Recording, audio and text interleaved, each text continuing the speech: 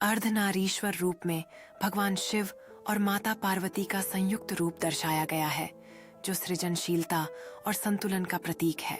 इस रूप में शिव का आधा शरीर पुरुष शिव और आधा शरीर स्त्री पार्वती का होता है।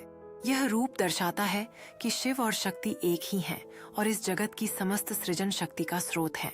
अर्धनारीश्वर रूप की महिमा के कुछ महत्वपूर्ण बिंदु निम्नलिखित हैं।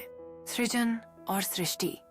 अर्धनारीश्वर रूप में भगवान शिव और माता पार्वती की एकता सृष्टि की सृजन प्रक्रिया का प्रतीक है।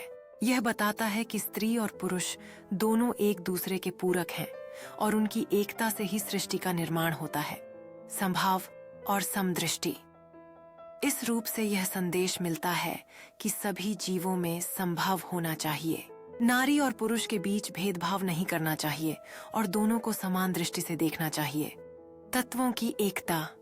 अर्धनारीश्वर रूप प्रकृति के दो मूलभूत तत्वों पुरुष और प्रकृति की एकता को दर्शाता है। माता पार्वती का अर्धनारीश्वर रूप इस बात का प्रतीक है कि शक्ति के बिना भगवान शिव अधूरे हैं। यह रूप हमें यह सिखाता है कि शक्ति ही संसार को संचालित करने वाली मूल ताकत है। अर्धनारीश्वर की पूजा और ध्यान करने से साधक को स्त्री और पुरुष ऊर्जा के बीच संतुलन प्राप्त करने की प्रेरणा मिलती है। इस संतुलन से जीवन में शांति, प्रेम और समृद्धि का वास होता है। शक्ति का यह महत्व हमें हमारे आसपास की दुनिया को समझने और उसके साथ सामंजस्य स्थापित करने में मदद करता है। इस संतुलन से न केवल व्यक्तिगत जीवन में बल्कि समाज में भी सकारात्मक बदलाव आ सकता है। जब हम अर्धनारीश्वर के सिद्धांतों को अपनाते हैं तो हम अपने अंदर की शक्तियों को जागृत करने में सक्षम होते हैं। इस रूप के माध्यम से हम जीवन की हर परिस्थिति में संतुलन और धैर्य बनाए रख सकते हैं।